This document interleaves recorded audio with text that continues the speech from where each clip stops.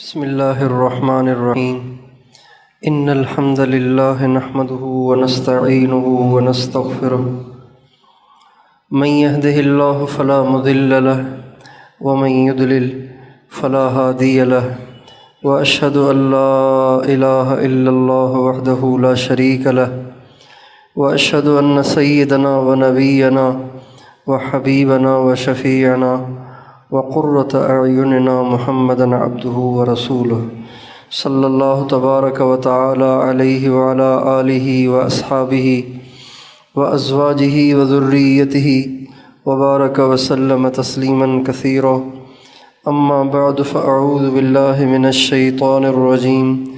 بسم الله الرحمن الرحيم.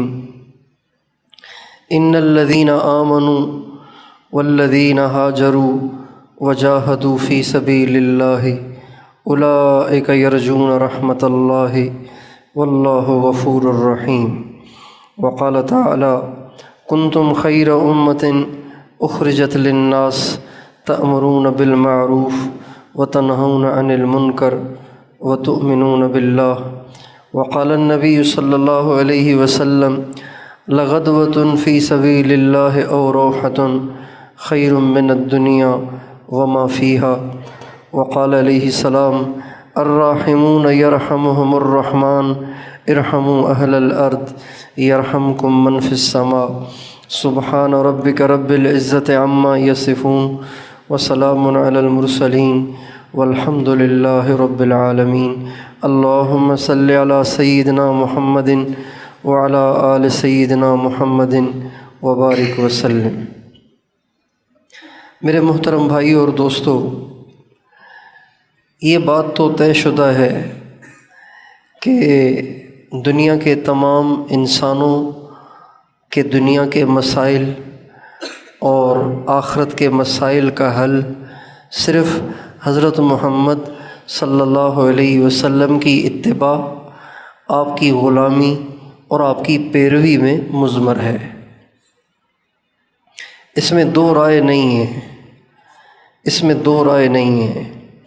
جو مسلمان ہے اس کو یہ ماننا پڑے گا کہ دنیا اور آخرت کی کامیابیاں حضرت محمد صلی اللہ علیہ وسلم کے طریقے پر چلے بغیر، آپ کی اتباع، آپ کی پیروی، آپ کی غلامی کے بغیر اس کا تصور بھی نہیں کیا جا سکتا.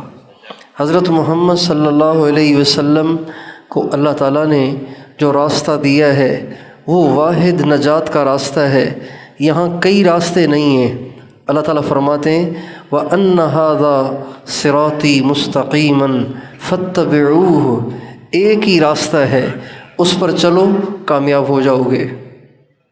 اس لیے ساری دنیا کے سارے انسانوں کا یہ ذہن بننا چاہیے، یہ ذہن بننا چاہیے، یہ ذہن بننا چاہیے کہ کامیابی کا دار و مدار صرف نبی کی اتباع پر ہے، نبی کی اطاعت پر ہے، نبی کی پیروی پر ہے.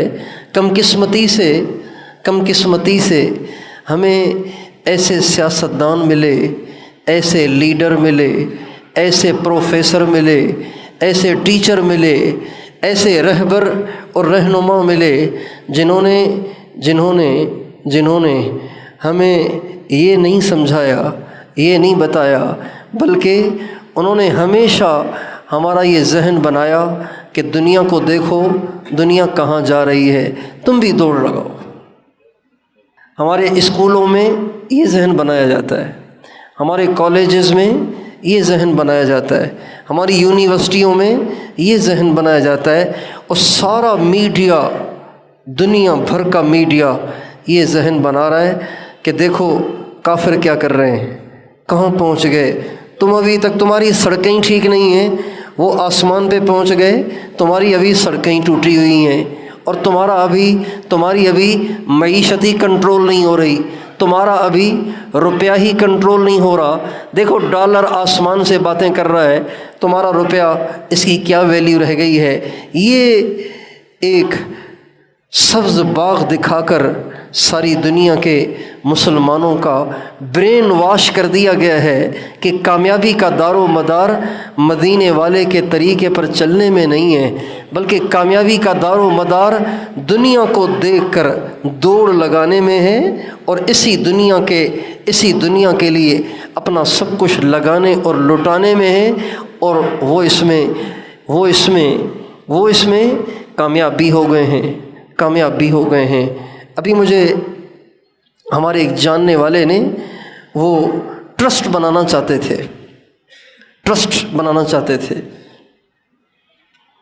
انہوں نے مدرسہ نہیں بنانا تھا، ٹرسٹ بنانا تھا، اس ٹرسٹ کے تحت میں ہسپتال چلانا تھا، ہسپتال۔ انہوں نے مجھے بتایا کہ ہم ٹرسٹ کی رجسٹریشن کے لیے گئے،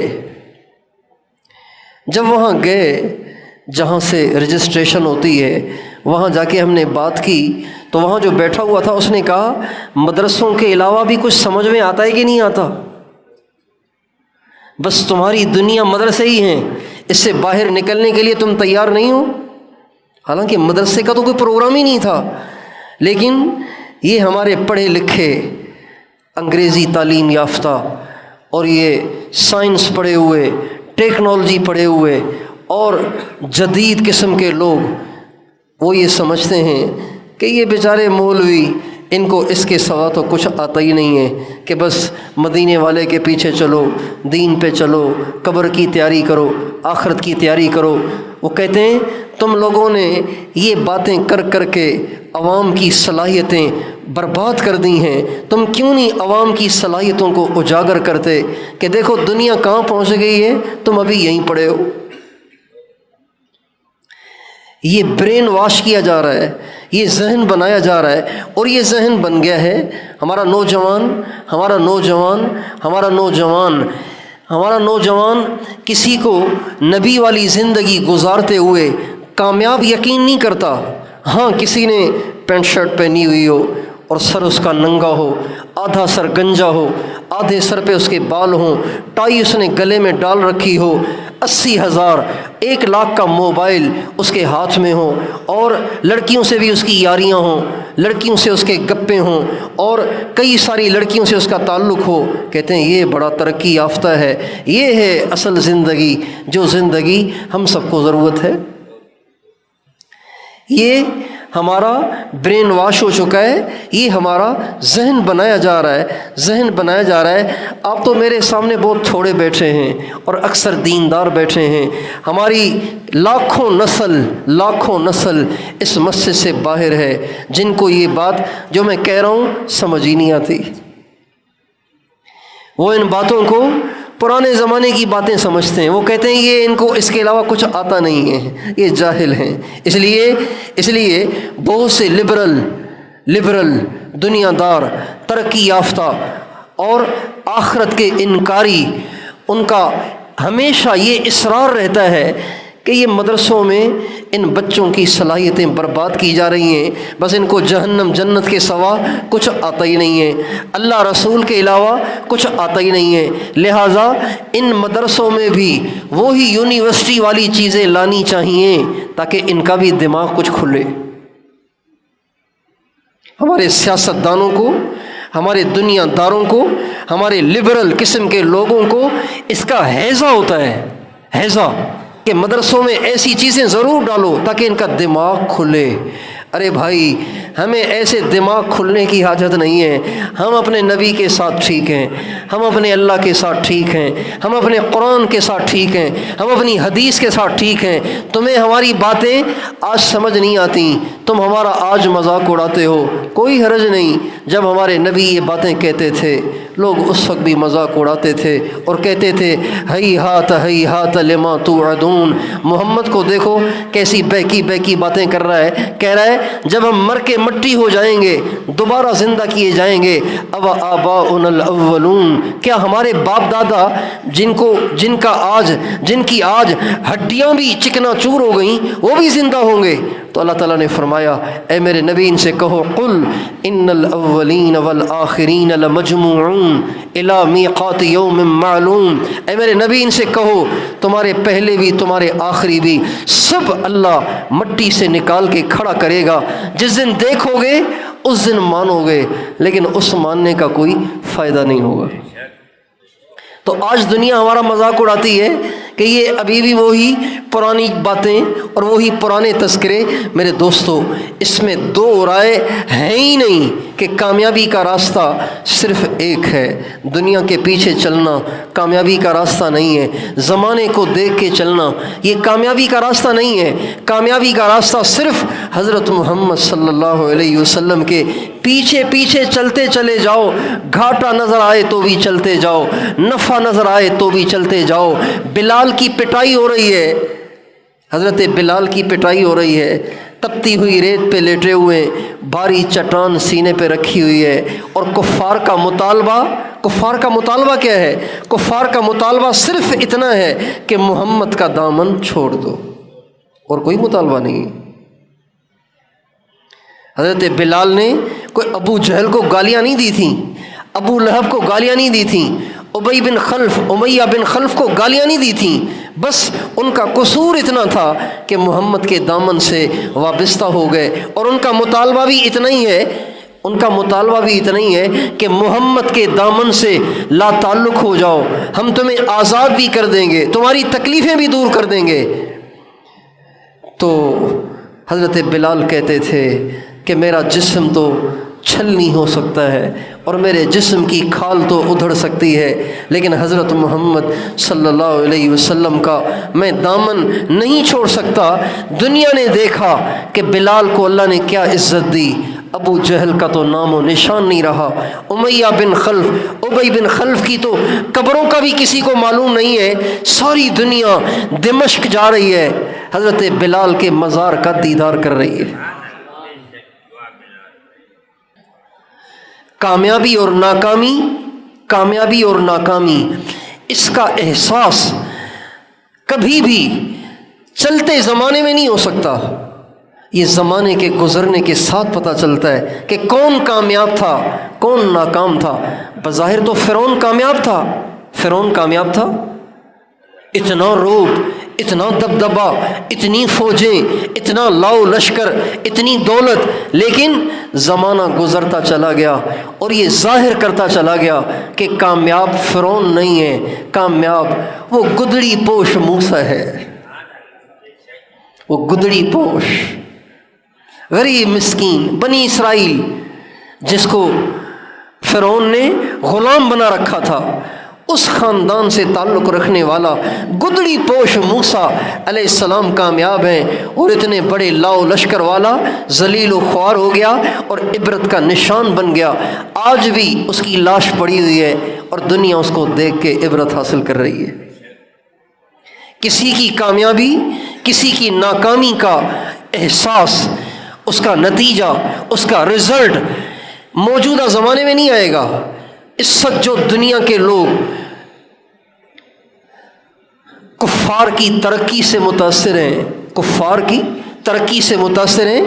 کفار کے لاؤ لشکر سے متاثر ہیں، ان کی ٹیکنالوجی سے متاثر ہیں، ان کا کیا انجام ہونا ہے. اور یہ اللہ کی باتیں کرنے والے، اللہ کے نبی کی باتیں کرنے والے، ان کا کیا انجام ہونے والا ہے، یہ آج اس کا فیصلہ نہیں ہو سکتا. 1 صدی کے بعد، 50 سال کے بعد، 100 سال کے بعد تاریخ اس بات کو واضح کر دے گی کہ جنہوں نے کفار کو آئیڈیل بنایا انہوں نے کیا کمایا، اور جنہوں نے محمد صلی اللہ علیہ وسلم کو آئیڈیل بنایا انہوں نے کیا کمایا. وَسَوْفَ تَرَى إِذَا انْكَشَفَ الْغُبَارُ أَفَرَسٌ تَحْتَ رِجْلِكَ أَمْ حِمَارُ. ذرا غبار کو چھٹنے تو دو، پتہ چل جائے گا کون گھوڑے پہ سوار تھا کون گدھے پہ سوار تھا. ذرا غبار کو چھٹنے تو دو، ذرا کچھ عرصہ گزرنے تو دو، ذرا زمانے کو کچھ بدلنے تو دو، ذرا زمانے کو اپنی کروٹیں بدلنے تو دو. پتہ چل جائے گا کہ پگڑی والے ٹھیک کہتے تھے یا یہ کفار کے غلام اور کفار کی جوتیاں چاٹنے والے صحیح کہتے تھے، یا یہ ممبروں پہ بیٹھ کے اللہ کی باتیں مفت میں سنانے والے صحیح کہتے تھے. یہ دنیا آپ کو ضرور بتائے گی، تاریخ ضرور بتائے گی، اور اگلی نسلیں ضرور اس کو جانیں گی کہ کون کامیاب ہوا کون ناکام ہوا. القصہ مختصر ہماری دنیا اور آخرت کی کامیابی کا دار و مدار حضرت محمد صلی اللہ علیہ وسلم کے طریقے پر ہے، اور بس نہ اس کے سوا ہم سمجھتے ہیں، نہ اس کے سوا ہم سنتے ہیں، نہ اس کے سوا ہمیں سننا اور سمجھنا ہے۔ بات سمجھ میں آ رہی ہے؟ ساری دنیا کے سارے انسانوں کی کامیابی کا دار و مدار کس کے پیچھے چلنے میں، سب بتاؤ؟ حضرت محمد صلی اللہ علیہ وسلم کے پیچھے چلنے میں ہے، ان کے نقش قدم پہ چلنے میں ہے، سمجھ میں آئے تو بھی سمجھ میں نہ آئے تو بھی یہ ہم یہی سمجھتے ہیں، یہی کہتے ہیں، یہی سنتے ہیں۔ اس کے علاوہ نہ ہم سمجھتے ہیں اور نہ ہم سنتے ہیں، اس کے علاوہ سنتے ہیں، اس کے علاوہ سمجھتے ہیں، یہی سننا ہے، یہی سمجھنا ہے، اسی کی طرف دنیا کے سارے انسانوں کو بلانا ہے۔ ہمارے نبی صلی اللہ علیہ وسلم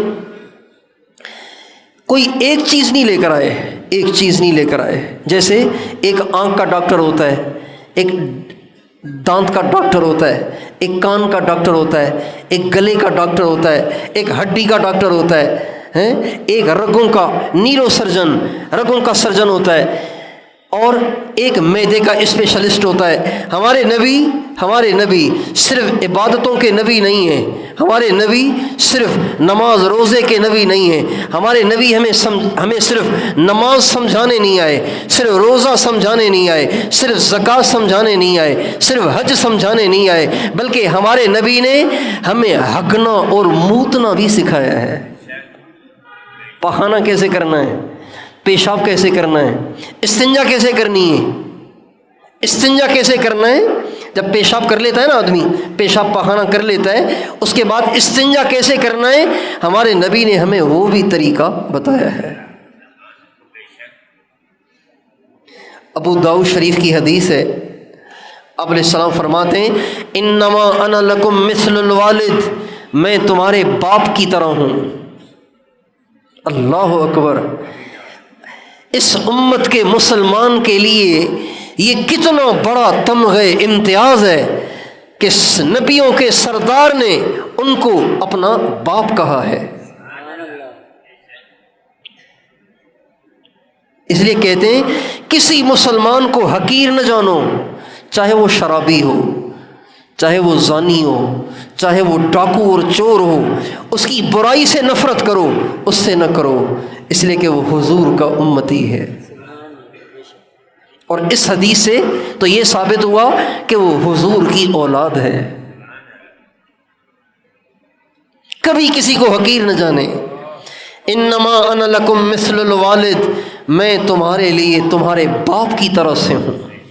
حضور مجھے آپ کو دنیا کے سارے مردوں، دنیا کی ساری عورتوں سے کہہ رہے ہیں کہ میں تمہارے لیے ایسے ہوں جیسے تمہارا باپ۔ اعلمکم دینکم، میں تمہیں دین سکھاتا ہوں۔ جب تم پیشاب پاخانے کے لیے بیٹھو تو نہ قبلے کی طرف منہ کرو، نہ قبلے کی طرف پیٹھ کرو۔ یہ ہمارے نبی نے سکھایا۔ جب استنجا کرو، پتھر سے، ڈھیلے سے استنجا کرو، تو آپ نے فرمایا 3 پتھر استعمال کرو، یا 5 کرو، یا 7 کرو، 3 کرو، طاق کرو، جفت نہ کرو۔ یہ ہمارے نبی نے سکھایا۔ استنجا کرنا ہمارے نبی نے ہمیں سکھایا۔ ہمارے نبی صرف ایک چیز لے کر نہیں آئے، عبادات نہیں لے کر آئے، آپ عبادات بھی لے کر آئے، معاشرت بھی لے کر آئے، معاملات بھی لے کر آئے، غرض پوری زندگی لے کر آئے، سر سے لے کے پاؤں تک 24 گھنٹے کی زندگی ہمیں کیسے گزارنی ہے، ہمارے نبی نے ہمیں سکھایا ہے۔ ان سب میں ہمیں ہمارے نبی کی سنت کو معلوم کرنا ہے، اس کے مطابق زندگی گزارنی ہے۔ ہمارے نبی کی ہزاروں سنتیں۔ داڑھی رکھنا ہمارے آقا کی سنت ہے، مونچھیں کترنا اور کترنے میں مبالغہ کرنا، ایسی کترنا کہ مونڈی ہوئی محسوس ہوں، یہ ہمارے نبی کی سنت ہے۔ سر ڈھانکنا ہمارے نبی کی سنت ہے، سر پہ امامہ دستار پہننا، پگڑی پہننا ہمارے نبی کی سنت ہے۔ اپنے کرتے کو لمبے کرتے پہننا یہ ہمارے نبی کی سنت ہے۔ شلوار کو ٹخنوں سے اوپر لے جانا، یہاں تک کہ آدھی پنڈلی تک شلوار کے پانچے رکھنا یہ ہمارے نبی کی سنت ہے۔ اور ہاتھ دھو کے کھانا کھانا ہمارے نبی کی سنت۔ کھانے سے نماز سے پہلے مسواک کرنا، وضو سے پہلے مسواک کرنا ہمارے نبی کی سنت۔ مسجد میں دائیں پاؤں سے داخل ہونا سنت، بائیں پاؤں سے نکلنا سنت، بائیں پاؤں سے بیت الخلاء میں جانا سنت، دائیں پاؤں سے نکلنا سنت، دائیں کروٹ سونا سنت، دائیں ہاتھ سے کھانا سنت، بسم اللہ پڑھ کے کھانا سنت، اور کھانے کے بعد الحمدللہ کہنا، اللہ کا شکر کرنا یہ سنت۔ کھانے کے درمیان اللہ کا شکر ادا کرنا یہ سنت، اپنی طرف سے کھانا یہ سنت۔ یہ ساری سنتیں ہیں۔ اپنے ماں باپ کو محبت کی نگاہ سے دیکھنا یہ سنت، اپنی بیوی کے ساتھ حسن سلوک کرنا یہ ہمارے نبی کی سنت، بیوی کے منہ میں لقمہ دینا یہ بھی سنت، اشراق پڑھنا سنت، چاشت پڑھنا سنت، اوابین پڑھنا سنت، تہجد پڑھنا سنت، عصر کی نماز سے پہلے 4 رکعت پڑھنا سنت، اللہ کی محبت میں رونا یہ ہمارے نبی کی سنت ہے، اور آخرت کو یاد کر کے رونا ہمارے نبی کی سنت ہے، جہنم کو یاد کر کے رونا ہمارے نبی کی سنت، جنت کو یاد کرنا اور جنت کو اللہ پاک سے رو رو کے طلب کرنا یہ ہمارے نبی کی سنت۔ اللہ کوئی انعام کرے، کوئی نعمت دے، رو رو کے اس کا شکر ادا کرنا یہ ہمارے نبی کی سنت۔ غم آئے صبر کرنا، برداشت کرنا، واویلا نہ کرنا یہ بھی ہمارے نبی کی سنت ہے۔ اپنے گھر کے کام کاج کرنا، گھر میں جھاڑو پھیرنا، اپنی بیوی کا ہاتھ بٹانا، آٹا گوندھ لیا، برتن دھو لیے، کپڑے دھو دیے، گھر کی صفائی کر دی یہ بھی سنت۔ کپڑا پھٹ جائے اپنے ہاتھوں سے اس کی سلائی کرنا، اس کو ٹانکا لگانا یہ بھی سنت، اور جوتی ٹوٹ جائے جوتی کی سلائی کرنا یہ بھی سنت ہے۔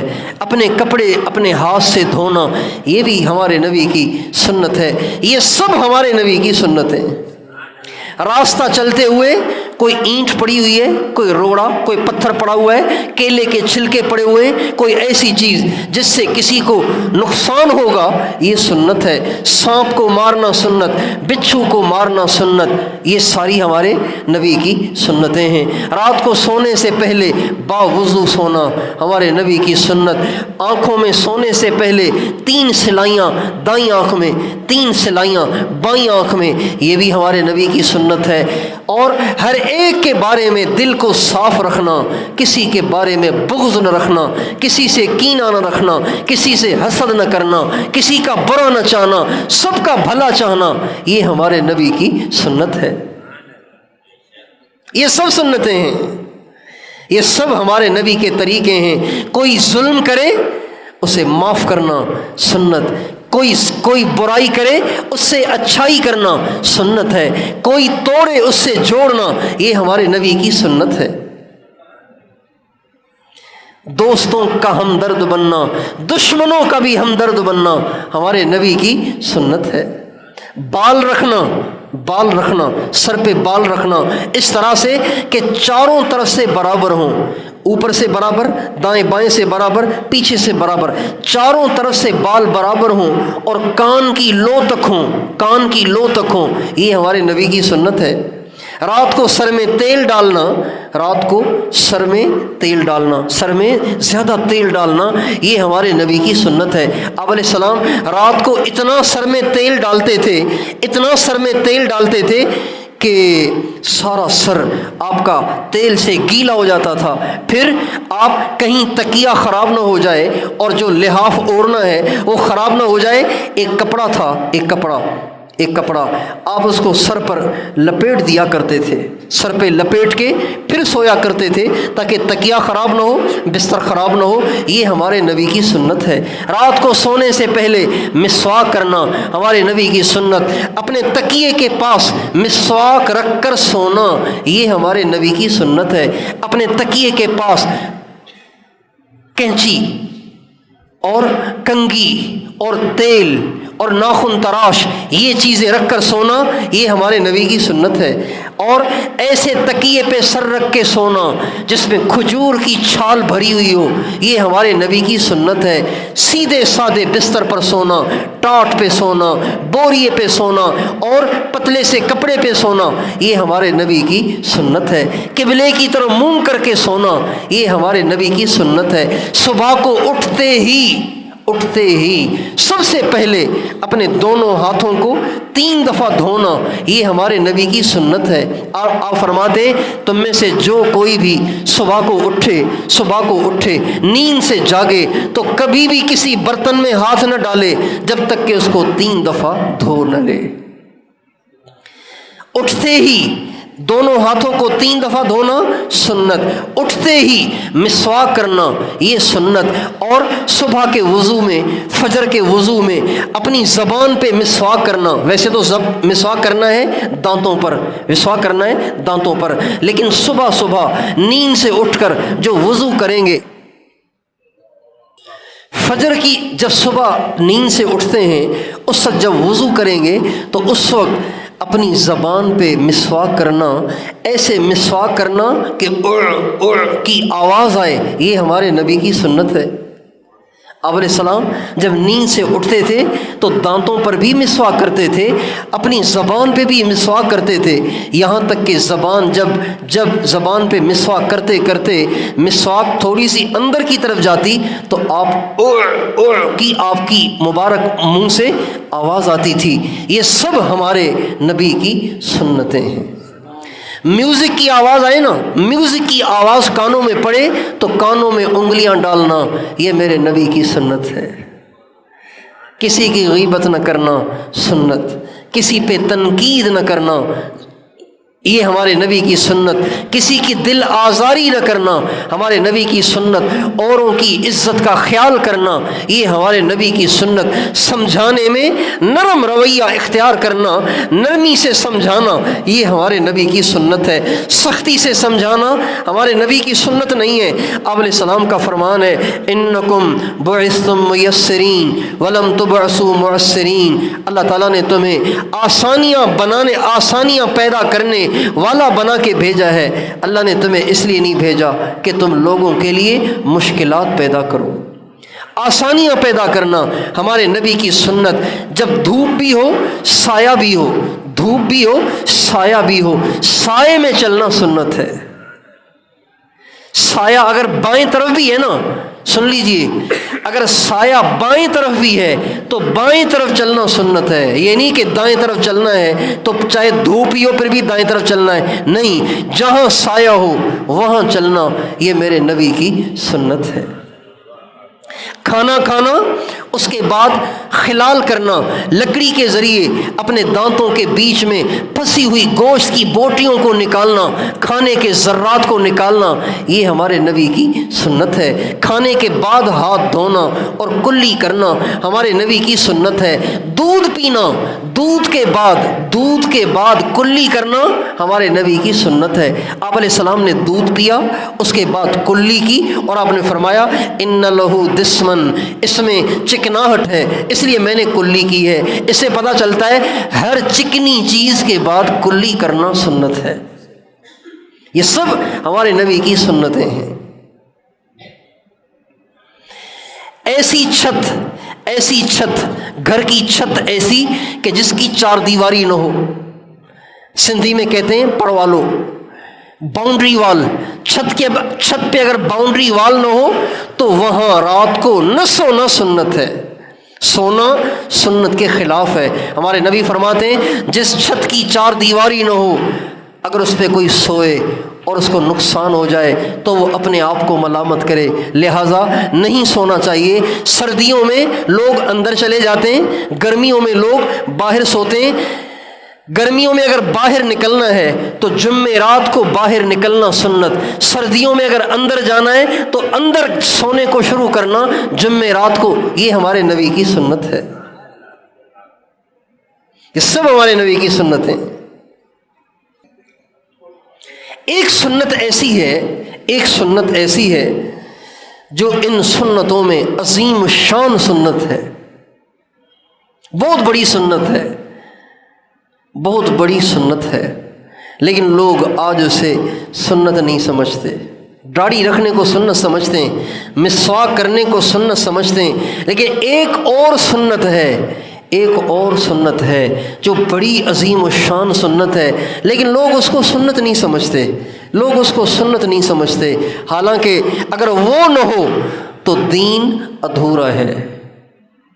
وہ اتنی عظیم و شان سنت ہے، وہ اتنی عظیم و شان سنت ہے، وہ اتنی عظیم و شان سنت ہے کہ اگر وہ نہ ہو تو سارا دین ادھورا ہے۔ اور وہ سنت پتہ ہے کیا ہے؟ وہ سنت ہے، وہ سنت ہے، وہ سنت ہے اللہ کے دین کے لیے اپنے گھر بار کو چھوڑنا، اللہ کے دین کے لیے گھر بار کو چھوڑنا، ہجرت کرنا، ہجرت کرنا، گھر بار کو چھوڑنا، بیوی بچوں کو چھوڑنا، رشتہ داروں کو چھوڑنا، اپنے وطن کی جدائی برداشت کرنا، اس کو کہتے ہیں ہجرت۔ یہ بھی ہمارے نبی کی سنت ہے، اور یہ اتنی عظیم و شان سنت ہے کہ اس کے بغیر سارا دین ادھورا ہے، ادھورا ہے۔ اور یہ سنت ایسی ہے، یہ سنت ایسی ہے، یہ سنت ایسی ہے کہ حضور نبی کریم صلی اللہ علیہ وسلم کی ذات اقدس خود آپ کے اہل بیت اور آپ کے صحابہ میں سے ایک فرد بھی ایسا نہیں ہے جو اس سنت سے خالی ہو، ایک بھی ایسا نہیں ہے، ایک بھی ایسا نہیں ہے جو اس سنت سے خالی ہو۔ آپ اپنے نبی کو دیکھ لیجئے، ہمارے نبی کی پیدائش مکہ معظمہ کی ہے، اور آپ کا روزہ کہاں ہے؟ روزہ کہاں ہے؟ مدینے میں۔ کس لیے گئے تھے؟ مدینے کی کھجوریں اچھی تھیں اس لیے، مدینے میں کھجور کے باغات تھے اس لیے، مدینے میں پانی کے چشمے تھے اس لیے نہیں، دین کے لیے۔ طائف گئے، کیوں؟ وہاں کے انگور اچھے ہیں، وہاں کے باغات اچھے ہیں، وہاں کا موسم بڑا ٹھنڈا، طائف کا موسم بڑا زبردست ہے، جیسے ہمارا مری کا موسم ہے نا، ایسا موسم ہے طائف کا۔ عرب کا مری طائف ہے آج بھی، عرب کا مری، عرب کا مری آج بھی طائف ہے۔ اتنا خوبصورت، اتنا ٹھنڈا میٹھا، اتنا خوشگوار وہاں کا موسم ہے، لیکن ہمارے نبی وہاں کی ٹھنڈی ہوائیں لینے نہیں گئے تھے، وہاں انگور کھانے نہیں گئے تھے، وہاں پہ وہاں کے ٹھنڈے چشموں کا پانی پینے نہیں گئے تھے، وہاں اللہ کے دین کا پیغام لے کر گئے تھے۔ حضرت ابوبکر صدیق کو دیکھ لیجئے، پیدائش مکے کی اور قبر مبارک نبی کے پہلو میں مدینہ منورہ میں بنی۔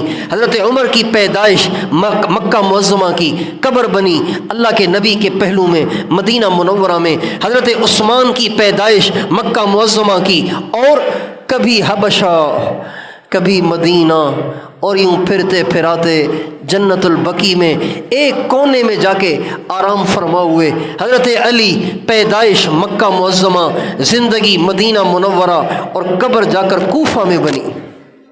قبر کہاں بنی؟ کوفہ میں، آج کل اس کو نجف کہتے ہیں۔ اور حضرت امام حسین پیدائش مدینے کی، قبر کربلا میں بنی۔ حضرت بلال پیدائش حبشہ کی، زندگی مکے کی، پھر مدینے کی، قبر جا کے دمشق میں بنی۔ حضرت معاذ بن جبل، ہمارے نبی نے فرمایا کل قیامت کے دن میری امت کے علماء کا جھنڈا معاذ بن جبل کے ہاتھ میں ہوگا۔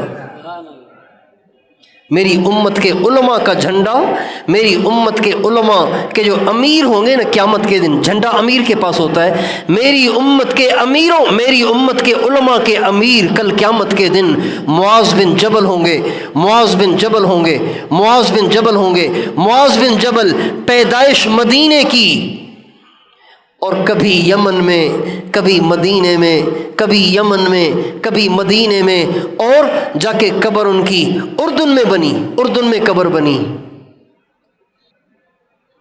حضرت خالد بن ولید پیدائش مکے کی، اور بہت بڑا عرصہ مدینے میں گزرا اور قبر جا کے حمص میں بنی، شام حمص میں بنی۔ ابو عبیدہ بن جراح رضی اللہ تعالیٰ عنہ جو اس امت کے امین ہیں، ہمارے نبی نے فرمایا ان لکل امت امینا و امین امتی ابو عبیدہ بن الجراح۔ ہر امت میں ایک امتیازی دیانتدار ہوتا ہے، امین کہتے ہیں جو بہت زیادہ امانت دار اور دیانتدار ہوتا ہے۔ ہر صحابی امین ہے، خلفائے راشدین میں سے ہر ایک امین ہے، اہل بیت میں سے ہر ایک امین ہے، لیکن ابو عبیدہ بن جراح کی یہ امتیازی صفت تھی، تو آپ نے فرمایا ہر امت میں ایک امتیازی امانت دار ہوتا ہے، میری امت کا امتیازی امانت دار ابو عبیدہ بن جراح ہے۔ زندگی گزری مکے، پیدائش ہوئی مکے میں، زندگی گزری مکے میں اور مدینے میں، اور قبر جا کے بنی اردن میں۔ اردن میں حضرت جعفر ہمارے نبی کے بھائی، ہمارے نبی کے چچا زاد بھائی، حضرت علی کے بڑے بھائی، حضرت علی کے بڑے بھائی، حضرت علی کے بڑے بھائی، پیدائش مکہ، ہجرت حبشہ، پھر مدینہ، اور پھر قبر جا کے اردن میں بنی۔ حضرت زید بن حارثہ پیدا ہوئے اپنے آبائی علاقے میں، زندگی گزری حضور کی گود میں، حضور کے گھر میں، ساری زندگی حضور کی خدمت کی، یہاں تک کہ حضور نے اپنا بیٹا بنایا۔ زندگی مکے میں گزری اور مدینے میں گزری، اور قبر جا کے موتا میں بنی، اردن میں بنی۔ یہ ہمارے نبی کے سارے صحابہ کی کہانی ہے کہ کوئی صحابی ہجرت والی سنت سے خالی نہیں ہے، کوئی صحابی۔ ہجرت جیسے نماز ہے نا، نماز ایک عمل ہے نا، ہجرت بھی ایک عمل ہے۔ اور یہ ایسی سنت ہے کہ جس سنت کے زندہ کرنے پر دین کی سرسبز و شادابی موقوف ہے۔ جب یہ سنت زندہ ہوتی ہے سارا دین ہرا بھرا ہو جاتا ہے، جب یہ سنت زندہ ہوتی ہے سارا دین جگمگا جاتا ہے، سارا دین مضبوط ہو جاتا ہے، طاقتور ہو جاتا ہے۔ ایک وقت تھا کہ دین کے لیے گھر بار کو چھوڑنا، ہجرت کرنا، یہ مخصوص طبقے کا کام ہو گیا تھا، مخصوص طبقہ، مثلاً صوفیاء کرام، مشائخ صوفیہ، اہل اللہ، بس ان کا یہ کام تھا، اپنے گھر بار کو چھوڑ چھاڑ ساری دنیا میں پھرتے تھے، لوگوں کو اللہ کا نام سکھاتے تھے، بس ان کا کام رہ گیا تھا۔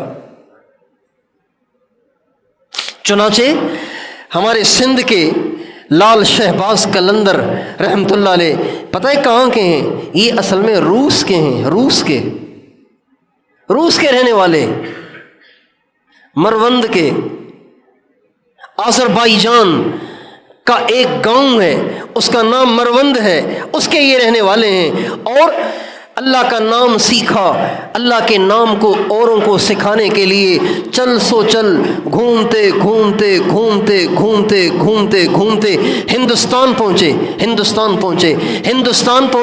تو ہندوستان میں ایک بہت بڑے بزرگ تھے، بو علی قلندر رحمۃ اللہ علیہ، ان سے ملاقات ہوئی، وہ ان سے ذرا بڑے تھے، انہوں نے فرمایا آپ جس مقصد کے لیے اپنے گھر سے چلے ہیں اس میں زیادہ بہتر یہ ہے کہ آپ ہندوستان میں قیام نہ کریں، آپ سندھ چلے جائیں، وہاں بڑی بے دینی ہے۔ چنانچہ سندھ میں آئے، یہاں لوگ بت پرست تھے، اللہ کے نافرمان تھے، کفر کی زندگی گزار رہے تھے، یہاں آ کر دین کی تبلیغ کی، اللہ کا پیغام پہنچایا، ان کی برکت سے پورے علاقے میں اسلام کی روشنی آئی۔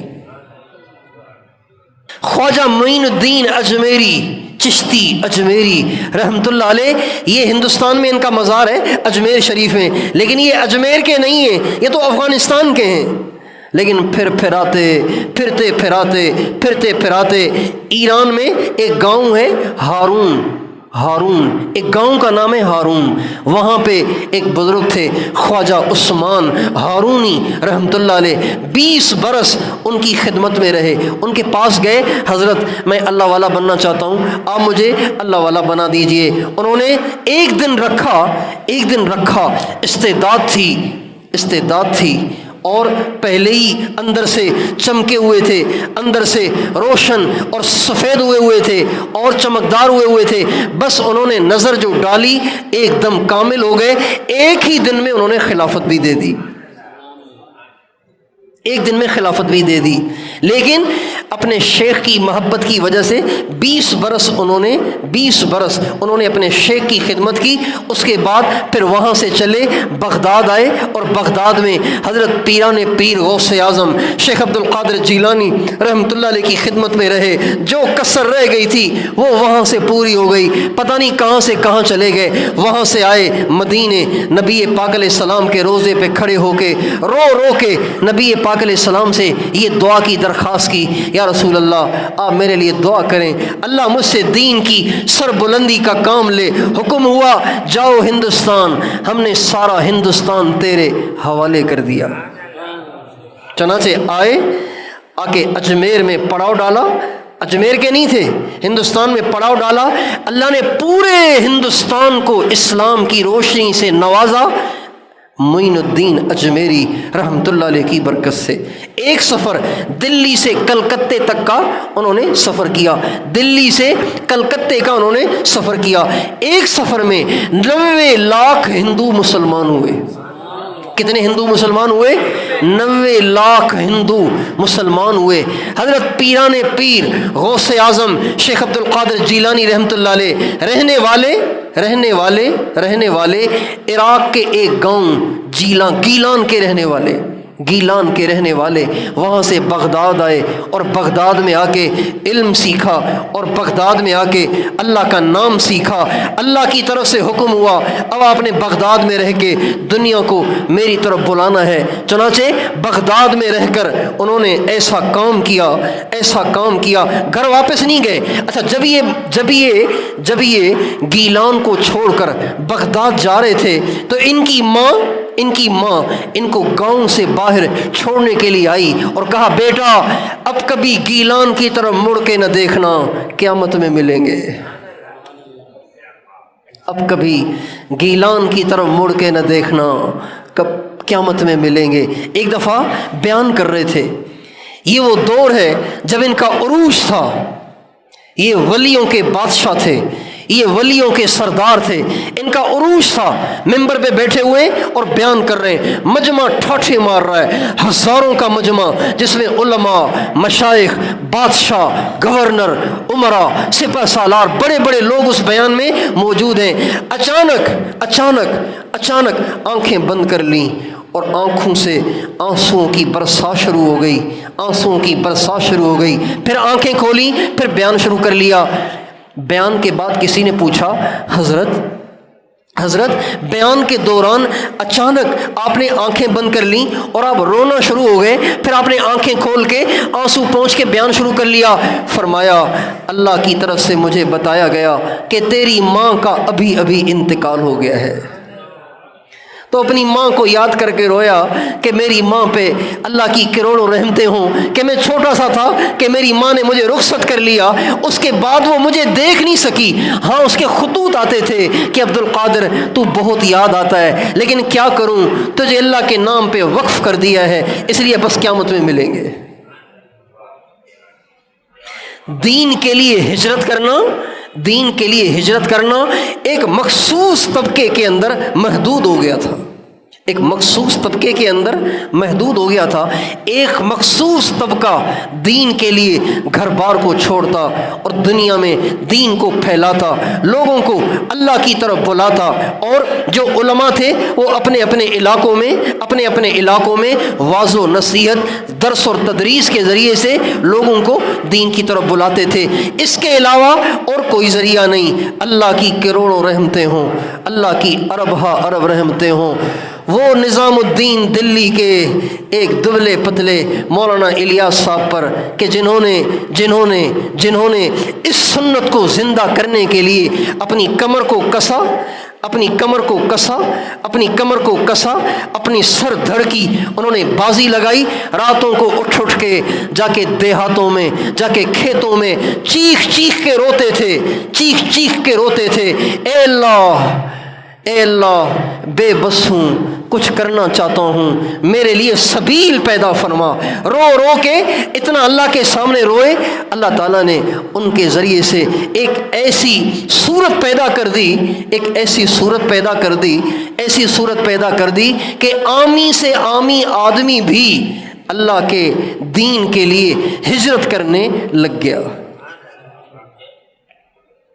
اب اس وقت 1000 جماعتیں چل رہی ہیں پاکستان کے اندر ایک سال کے لیے۔ کتنی جماعتیں چل رہی ہیں سب بتاؤ؟ 1000 جماعتیں، ایک جماعت میں 10 آدمی، کتنے آدمی ہو گئے؟ 10,000 آدمی ایک سال کے لیے اپنے گھروں کو چھوڑ کے در بدر کے دھکے کھا رہے ہیں صرف دین کے لیے۔ چنانچہ اللہ تعالیٰ فرماتے ہیں والذین آمنوا ان الذین آمنوا والذین ہاجروا وجاہدوا فی سبیل اللہ اولئک یرجون رحمت اللہ واللہ غفور الرحیم۔ وہ لوگ جو ایمان لائے، وہ لوگ جنہوں نے گھر بار اللہ کے لیے چھوڑ دیے، اللہ کے راستے میں قربانیاں کی، اللہ فرماتے ہیں ان کو میری رحمت سے امیدوار رہنا چاہیے۔ یہ وہ ہیں جو میری رحمت سے امیدوار ہیں۔ اللہ بڑا بخشنے والا، بڑا رحم کرنے والا ہے۔ اللہ تعالیٰ نے مولانا الیاس صاحب رحمۃ اللہ علیہ کے ذریعے سے وہ سنت جو مٹ گئی تھی اور ایک مخصوص طبقے میں محدود ہو گئی تھی، اللہ نے اس کو عموم عطا فرمایا۔ لیکن آج بھی اکثریت امت مسلمہ کی اس سنت سے محروم ہے۔ 1000 جماعتیں نکل رہی ہیں، لیکن اس کا مطلب یہ نہیں ہے کہ بہت ہو گیا ہے۔ ابھی بھی امت مسلمہ کا اکثریت طبقہ اس سنت کے اپنانے سے، اس سنت کو سمجھنے سے، اس سنت پر عمل کرنے سے محروم ہے۔ اس اینگل سے اگر آپ سوچیں آپ کو سمجھ آئے گا کہ کتنا بڑا کام ہے یہ، کتنی بڑی محنت ہے یہ۔ اللہ کے لیے گھر چھوڑنا، بیوی بچے چھوڑنا، وطن کی جدائی، بیوی بچوں کی جدائی، ماں باپ کی جدائی۔ میں جب نکلا نا 4 مہینے کے لیے تو یہاں حالہ میں تو نکلنے کا تصور بھی نہیں تھا۔ چند آدمی تھے یہاں حالہ میں 4 مہینے والے، اس وقت کوئی میرے خیال میں 3-4 آدمی تھے 4 مہینے والے پورے حالہ میں، اور حالہ کے آس پاس میں 3-4 آدمی تھے 4 مہینے والے۔ تبلیغ کیا ہوتی ہے؟ ہمارے یہاں جو ہمارے حالہ کے امیر تھے ان کا نام تھا سائیں ہوت، داؤد نام تھا ان کا، لیکن ہوت کے نام سے وہ مشہور ہو گئے تھے، سائیں ہوت۔ ان کا چلہ بھی لگا ہوا نہیں تھا، بس وہ پھرتے تھے، کام کرتے تھے، لوگوں کو دعوت دیتے تھے، جماعتیں آتی تھی ان کی تشکیلیں کرتے تھے، نصرتیں کرتے تھے۔ یہاں پہ ہوتے ہیں ڈاکٹر عبد الرحمن صاحب، وہ میرے پیچھے لگ گئے، طارق اور شبیر کو لے کے میرے پاس آتے، میں کالج میں پڑھتا تھا، آ کے میرے پیچھے پڑ جاتے، بھائی چلو چلو چلو، بھائی کہاں چلو یار، کیا مسئلہ ہے؟ وہ ادھر سے آتے، میں ادھر سے نکل جاتا۔ ہمارے گھر کے 2 دروازے تھے، ایک دروازہ جنوب سے، ایک دروازہ شمال سے۔ وہ شمال کے دروازے سے آتے، میں جنوب کے دروازے سے نکل جاتا، وہ جنوب کے دروازے سے آتے، میں شمال کے دروازے سے نکل جاتا۔ ایک دفعہ وہ آئے، ہمارے بھائی کی دکان تھی کپڑے کی، اس پہ جو ہی وہ دکان پہ داخل ہوئے تو دکان پہ ایک گاہک آیا ہوا تھا، اس کی موٹر سائیکل باہر کھڑی ہوئی تھی، موٹر سائیکل کو چابی بھی لگی ہوئی تھی۔ میں نے اس موٹر سائیکل کو ماری کک، اور یہ کیا اور وہ گیا، پرائی موٹر سائیکل لے کے بھاگ گیا۔ جب میں واپس آیا بھائی نے اتنی گندی گالیاں دی مجھے، کہا تو میرے گاہک کی موٹر سائیکل لے گیا، وہ مجھے وہ پتہ نہیں کیا کہہ رہا ہے۔ تو ماحول نہیں تھا، ماحول اللہ کے راستے میں دین کے لیے ہجرت کرنا کیا چیز ہے، یہ کیا ہوتا ہے یہ؟ لیکن یہ نکلنے والے اور پیچھے بیوی بچوں کو چھوڑنے والے، ماں باپ کو چھوڑنے والے، ان کی کیا قربانیاں ہیں، یہ سنانے کے لیے میں نے یہ واقعہ چھیڑا ہے۔ جب میں نکلا اچھا، مجھے بھی جو یہاں سے نکالا گیا، گھر کی طرف سے اجازت ہوئی، وہ بھی اس لیے کہ گھر والوں نے کہا بہت بری صحبت میں ہے اور تنگ کر کے رکھا ہوا ہے، ناک میں دم کیا ہوا ہے، خدا کرے جا کے سدھر کے آ جائے، جا کے تھوڑا سا سدھر کے آ جائے۔ اس لیے مجھے انہوں نے کہا کہ بس یہ آفت ہے سر سے ٹل جائے، اور بھیج دیا مجھے انہوں نے، میں چلا گیا۔ جو ہی گیا 10 دن کے بعد میرے بابا کا خط آیا، میرے بچے سندھی میں، مجھے وہ الفاظ ابھی تک بھولتے نہیں ہیں، مجھا بچڑا تو کھاں پوئے تے اسیں چریا تھی پہ آئیں۔ یہ پہلی سطر تھی، یقین جانیے یہ پہلی سطر پڑھ پڑھ کے میں رو رو کے پاگل ہو گیا۔ مانسہرہ کے پہاڑوں میں ہم بیٹھے ہوئے تھے، یہ خط مجھے وہاں پہنچا، مجھا بچڑا تو کھاں پوئے تے اسیں چریا تھی پہ آئیں، تجھی ماں بھتن ساں پئی ڳالھائے، دروازے ساں پئی ڳالھائے۔ یہ صرف میری کارگزاری نہیں ہے، یہ ہر نکلنے والے کی کارگزاری ہے۔ جب میں وقت لگا کے واپس آیا تو اللہ کا کرم ہے، ہمارا خاندان باپرد خاندان ہے، باپرد خاندان۔ میری ماں نے ساری زندگی وہ جو سفید ٹوپی والا بڑا برقع ہوتا ہے نا، جو سندھی برقع عام طور سے جو پرانی سندھی عورتیں پہنتی ہیں، ساری زندگی وہ برقع پہنا، کبھی وہ باہر بغیر برقعے کے نہیں نکلی۔ لیکن جب میں وقت لگا کے واپس آیا اور اس کو معلوم ہوا کہ میرا بیٹا آ رہا ہے، تو اس نے نہ برقع اٹھایا نہ دوپٹہ اٹھایا، ننگے سر چیختی چلاتی وہ گلی میں باہر آ گئی تھی، اور چمٹ کے جو مجھے روئی، اور مجھے سر سے لے کے پاؤں تک اس نے بوسے دیے، سر سے لے کے پاؤں تک بوسے دیے، اور کہنے لگی یہ وہی ہے نا، مجھے ان مولویوں نے بدل کے تو نہیں بھیجا، یہ وہی ہے نا، یہ بدل کے تو نہیں بھیجا۔ پھر مجھے کہنے لگی کپڑا اٹھاؤ، مجھے پیٹ دکھاؤ، مجھے پیٹ دکھاؤ، میں تجھے پہچاننا چاہتی ہوں، تو وہی ہے کوئی اور ہے۔ اس کو یقین ہی نہیں آ رہا تھا کہ میرا بیٹا دوبارہ آ گیا ہے۔ یہ وہ سنت ہے جو میرے نبی کے ہر صحابی نے اختیار کی، آج امت مسلمہ اس سے غافل ہے۔ جب لوگ اللہ کے راستے میں نکلتے ہیں، ان کی مائیں ان کے لیے روتی ہیں، ان کی بیویاں ان کے لیے روتی ہیں، ان کے بچے ان کے لیے روتے ہیں، اللہ کو ترس نہیں آئے گا؟ بھائی اللہ کو رحم آئے گا کہ نہیں آئے گا؟ اللہ کو ترس آئے گا کہ نہیں آئے گا؟ اللہ کو کتنا پیار آئے گا؟ ایک چھوٹا سا واقعہ سناتا ہوں۔ ایک جماعت آئی، ایک جماعت تھی کراچی کی، 7 مہینے کی جماعت، 7 مہینے کے لیے تیار ہوئی باہر ملک جانے کے لیے۔ تو ان میں سے سارے ساتھی تیار ہو کے اب آخری ساتھی کی وصولی کے لیے اس کے گھر پہ آئے، کیونکہ ٹرین کا ٹائم قریب ہو گیا تھا، تو اس کو گھر سے لینے گئے۔ تو وہ جلدی سے بستر لے کے آیا، کہا یہ بستر پکڑیں، بس میں آ رہا ہوں۔ اب وہ گیا بیوی اور والدہ سے رخصت ہونے کے لیے۔ جو ہی وہ گیا نا بیوی سے اور والدہ سے رخصت ہونے کے لیے، اللہ کی شان دیکھیے، ابھی وہ رخصت ہو رہا ہے، بستر باہر چلا گیا ہے، ٹرین کا ٹائم قریب ہو گیا ہے، اور یہ بیوی بچوں سے رخصت ہو رہا ہے۔ رخصت ہوتے ہوتے اچانک اس کی جو چھوٹی بیٹی تھی نا، چھوٹی بیٹی ابھی چلنا سیکھ رہی تھی، اچانک اس پر فالج کا اٹیک ہوا اور وہ گر گئی۔ فالج کا اٹیک ہو گیا اور ہاتھ پاؤں اس کے پھر گئے، آنکھیں اس کی اوپر چڑھ گئیں، گردن اس کی ٹیڑھی ہو گئی اور وہ گر گئی۔ اللہ اکبر، یہ کیا آزمائش آ گئی! جو ہی بچی گری اور اس کے پاؤں ہاتھ پھر گئے، گردن ٹیڑھی ہو گئی، تو سارے بھاگے اس بچی کی طرف، اٹھایا تو وہ نہ اس کے ہاتھ سیدھے ہوں، نہ اس کے پاؤں سیدھے ہوں، نہ اس کی گردن سیدھی ہو، پریشان ہو گئے۔ گھر میں چیخ و پکار مچ گئی۔ اب گھر میں تھے ہی 4 آدمی، ماں، بوڑھی ماں، جوان بیوی اور چھوٹی بچی، اور یہ خود، اور یہ جا رہا تھا اللہ کے بھروسے پر، اللہ کے دین کی بلندی کے لیے ہجرت کر کے۔ جب یہ صورتحال ہو گئی تو یہ چیخ و پکار مچی نا، تو یہ بھاگ کے باہر گیا ساتھیوں کو بتانے کے لیے کہ بھائی گھر میں ایمرجنسی ہو گئی ہے، میری بچی اچانک فالج کا اٹیک ہو گیا ہے، آپ لوگ چلیں، میں آ جاؤں گا۔ کہنے لگے یہ کیسے ہو سکتا ہے؟ اللہ کے راستے میں جائیں گے، اللہ سارے کام سیدھے کریں گے۔ تبلیغ والے تو بالکل حضرت اسرائیل علیہ السلام کی طرح سے نہ سمجھتے ہیں نہ سنتے ہیں۔ اسرائیل علیہ السلام سے اگر کوئی کہے کہ چھوٹے چھوٹے بچے ہیں، کمانے والا صرف میں ہی ہوں، مہربانی کرو 2-4 سال دے دو، ذرا ایک بچہ کمانے والا ہو جائے پھر آ جانا لینے کے لیے، تو وہ مان جائیں گے؟ تو تبلیغ والے بالکل اسی طرح بالکل نہیں مانتے. ایسی اس کو ترغیب دی، پتہ نہیں کیا ترغیب دی، ایسی ترغیب دی کہ وہ واقعی تیار بھی ہو گیا، کہنے لگا ٹھیک ہے بس میں چلتا ہوں.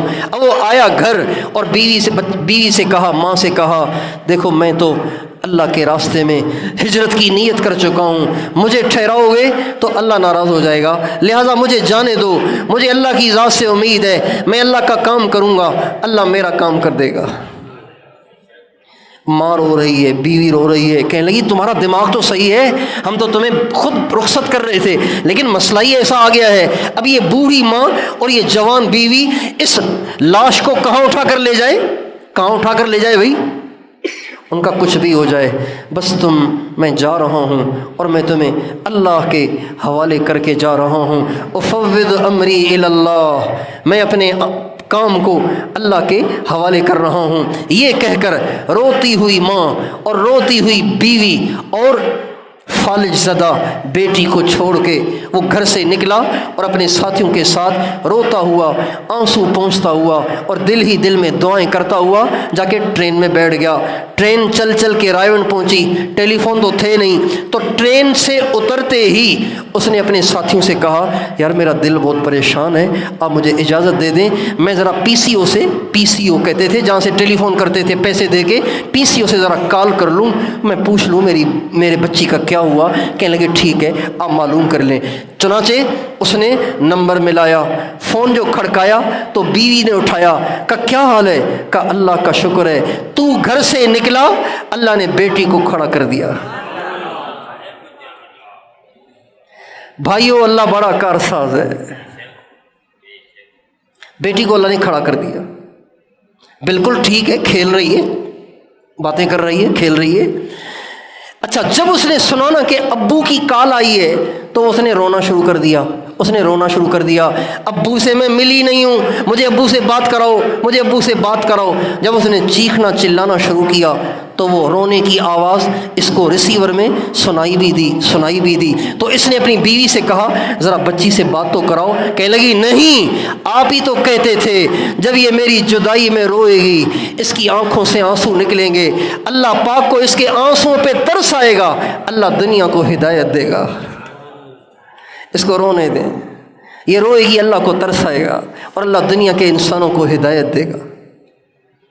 اللہ کی کروڑوں رحمتیں ہوں مولانا الیاس صاحب کی قبر پر، جنہوں نے امت کو ایک ایسی سنت کی طرف متوجہ کیا کہ جس کو امت سرے سے چھوڑ چکی تھی. اس لیے یہ جو 4 مہینے 3 دن سالانہ چلہ، یہ تو ایک اپنی زندگی میں شامل کرنے کے لیے ہے. دیکھو قرآن کی بات نہیں ہے کہ 4 مہینے لگاؤ، نہیں، یہ 4 مہینے اس لیے لگوائے جاتے ہیں تاکہ اس سنت کی بھی عادت پڑ جائے. چونکہ جس کام کو آدمی 4 مہینے کرے نا، مسلسل جس کام کو 4 مہینے کرے اس کی عادت پڑ جاتی ہے. جن لوگوں سے مراقبہ نہیں ہوتا، بہت سے ہیں جن سے مراقبہ ہوتا ہی نہیں، ان سے درخواست ہے 4 مہینے پکڑ کے اپنے آپ کو مراقبے کے لیے بٹھاؤ، جی چاہے نہ چاہے بٹھاؤ، آپ کو عادت پڑ جائے گی، ساری زندگی نہیں چھوٹے گا. جن کو تہجد کی عادت نہیں ہے وہ 4 مہینے کوئی صورت بناؤ تہجد پڑھنے کی، اس حال میں کہ ناغہ نہ ہو، آپ کو ساری زندگی تہجد کی عادت پڑ جائے گی. جن کو جماعت سے نماز پڑھنے کی عادت نہیں ہے، 4 مہینے اپنے آپ کو گھسیٹ کے جماعت کے ساتھ نماز پڑھاؤ، انشاءاللہ ساری زندگی آپ جماعت کے ساتھ نماز پڑھتے رہیں گے. اس لیے 4 مہینے لگوائے جاتے ہیں. اصل بات اس سنت کو زندہ کرنا ہے. بچہ اس سنت کو زندہ کرے، ہر مرد ہر عورت اس سنت کو زندہ کرے. اور اس سنت کے زندہ کرنے پہ اللہ پاک کے ہاں سے کیا ملے گا؟ اولئک یرجون رحمت اللہ واللہ غفور الرحیم. یہ وہ لوگ ہیں جو اللہ کی رحمت کے منتظر بیٹھے ہیں، اللہ ان کو ضرور اپنی رحمت سے نوازے گا. اللہ ان کو اپنی رحمت سے ضرور نوازتا ہے۔ مولانا الیاس صاحب رحمۃ اللہ علیہ کے پاس ایک شخص آئے، کہنے لگے حضرت میری بیوی بہت بیمار ہے، آپ کوئی مجھے تعویذ دے دیں، کوئی وظیفہ دے دیں۔ مولانا الیاس صاحب فرمانے لگے بھئی وہ 3 دن کی جماعت تیار ہوئی ہے، اس میں چلے جاؤ۔ کہنے لگے بیوی میری مر رہی ہے، آپ کہہ رہے ہیں ادھر جاؤ، کوئی دعا بتائیں، کوئی تعویذ دیں مجھے۔ فرمایا وہ جماعت جا رہی ہے، اس میں چلے جاؤ۔ اس نے پھر کہا حضرت بیوی کی طبیعت بہت خراب ہے، میں تو کیسے جاؤں گا، آپ مہربانی کر کے کوئی تعویذ لکھ کر دے دیں، کوئی دعا، کوئی وظیفہ۔ فرمایا وہ جماعت جا رہی ہے، اس میں چلے جاؤ۔ جب 3-4 دفعہ ایسے ہوا نا تو اس کو ڈر لگ گیا، کہنے لگا اتنا بڑا بزرگ ہے، بار بار کہہ رہا ہے، انکار کروں گا ایسے نہ بیوی ہی ہاتھ سے نکل جائے، کوئی ٹلی ہوئی مصیبت ہی نہ آ جائے، لہٰذا با دل ناخواستہ، دل نہ چاہتے ہوئے بھی چلا گیا جماعت کے ساتھ۔ جب 3 دن لگا کے واپس آیا تو وہ مرکز نہیں آیا، سیدھا گھر چلا گیا۔ دوبارہ جاؤں گا، دوبارہ یہی کہیں گے کہ جاؤ جماعت میں، لہٰذا بس میں گھر جا رہا ہوں، مجھے نہیں چاہیے تعویذ اور کوئی وظیفہ، بس میں ایسے ہی ٹھیک ہوں۔ سیدھا آیا گھر آیا تو بالکل بیوی ٹھیک ٹھاک گھر کا کام کاج کر رہی ہے، دیکھ کے بڑا خوش ہوا، تو سیدھا وہاں سے مرکز آیا مولانا الیاس صاحب کو بتانے کے لیے۔ مولانا الیاس صاحب بڑے صاحب کش، بڑے اللہ والے سمجھتے تھے، دور سے اس کو آتا ہوا دیکھا تو اس کے بتانے سے پہلے فرمایا میں تجھے کہتا نہیں تھا تو اللہ کا کام کر، اللہ تیرا کام کرے گا۔ میں تجھے کہتا نہیں تھا تو اللہ کا کام کر، اللہ تیرا کام کرے گا۔ اس لیے ہمارے بزرگ تھے مولانا یوسف صاحب رحمۃ اللہ علیہ، وہ فرماتے تھے جس علاقے میں اللہ پاک کی طرف سے کوئی عذاب آئے، کوئی آفت آئے، تو کوشش کرو زیادہ سے زیادہ لوگوں کو اللہ کے راستے میں نکال دو۔ اس علاقے سے زیادہ لوگ 3 دن کے لیے چلے جائیں، گھر چھوڑ کے ایک دفعہ اللہ کو دکھا دیں۔ جہاں عذاب آئے، آفت آئے، مصیبت آئے، زیادہ سے زیادہ لوگوں کو ہجرت کراؤ۔ کیا ہوگا انہوں نے تو نہیں بتایا، میں آپ کو عرض کر رہا ہوں، اولئک یرجون رحمت اللہ، اللہ پاک ان کو اپنی رحمت سے نواز دے گا۔ رحمت آ گئی تو اور کیا چاہیے، رحمت آ جائے گی تو عذاب ٹل جائے گا۔ تو بھائیو میں بھی آپ بھی اس کی نیت کریں، اپنی زندگی کا حصہ بنا لیں اللہ کے دین کے لیے ہجرت کرنے کو۔ میں 4 مہینے نہیں کہہ رہا ہوں آپ سے، اللہ کرے آپ سارے لگائیں، اللہ کرے سال لگائیں، 7 مہینے لگائیں، لیکن میں اتنی درخواست کر رہا ہوں اپنی زندگی کا حصہ بنا لیں اللہ کے دین کے لیے ہجرت کو، حصہ بنا لیں اس کو۔ جیسے 5 نمازیں پڑھتے ہیں نا آپ، نمازیں پڑھنا مسلمان کی زندگی کا حصہ ہے، ایک لازمی چیز ہے، ایسے ہی اللہ کے دین کے لیے گھر بار کے چھوڑنے کو زندگی کا حصہ بنا لیں، زندگی کا حصہ بنا لیں۔ آگے ایک راز کی بات جو دل میں، جس راز کے ظاہر کرنے کو دل کر رہا ہے، آج آپ کے سامنے اس کو ظاہر کیے دیتا ہوں۔ وہ یہ ہے کہ اللہ تعالیٰ نے مولانا الیاس صاحب کے ذریعے آج ہی کے زمانے میں امت کے اندر ہجرت کی سنت کو زندہ کرنے کا نظام کیوں چلایا، آج ہی کیوں چلایا، پچھلی صدی میں نہیں چلا، اس سے پچھلی صدی میں نہیں چلا، اس لیے کہ اس صدی میں سن رہے ہیں اس صدی میں دین کے لیے گھر بار کو چھوڑنے کی عادت پچھلی صدیوں سے زیادہ ضروری ہے، اس لیے کہ اسی دور میں امام مہدی نے آنا ہے۔ کس نے آنا ہے؟ سب بتاؤ، کس نے آنا ہے؟ امام مہدی نے آنا ہے۔ جنہوں نے دکان سے دل لگایا ہوگا، کاروبار سے دل لگایا ہوگا، بیوی بچوں سے دل لگایا ہوگا، گھر بار میں ہی رہنا، اپنے گھر میں ہی زندگی گزارنا، ماں باپ کے اور اپنے رشتہ داروں کے آبائی قبرستان میں دفن ہونے کا ہی ذہن بنایا ہوگا، وہ امام مہدی کے دور میں امام مہدی کے ساتھی نہیں بن سکیں گے، اور وہ اور وہ اس عظیم شان فضیلت سے محروم رہ جائیں گے۔ امام مہدی کے ساتھ جو چلیں گے، امام مہدی کا جو ساتھ دیں گے، امام مہدی کا جو ساتھ دیں گے، اللہ پاک ان کو اصحاب بدر جتنا اجر عطا فرمائیں گے۔ سب بتاؤ کتنا اجر عطا فرمائیں گے؟ اصحاب بدر جتنا اجر عطا فرمائیں گے۔ اتنی بڑی فضیلت سے وہ محروم ہو جائیں گے جنہوں نے دین کے لیے ہجرت کو اپنی زندگی کا حصہ نہیں بنایا ہوگا۔ اس لیے دین کے لیے ہجرت کرنا، اس کو اپنی عادت میں ڈال لیں تاکہ جب وقت آئے تو ہمارے لیے مشکل نہ ہو، ہمارا نفس ہمیں روک نہ دے، ہماری بیویاں ہمارے بچے ہمیں روک نہ دیں، اور وقت پہ ہمارے لیے قدم اٹھانا، اللہ کے دین کے لیے بازی لگانا، امام مہدی کا ساتھ دینا اور اپنا سب کچھ اللہ کے دین کے لیے قربان کرنا آسان ہو جائے۔ تیار ہیں انشاءاللہ؟ اللہ تعالیٰ مجھے اور آپ کو توفیق عطا فرمائے۔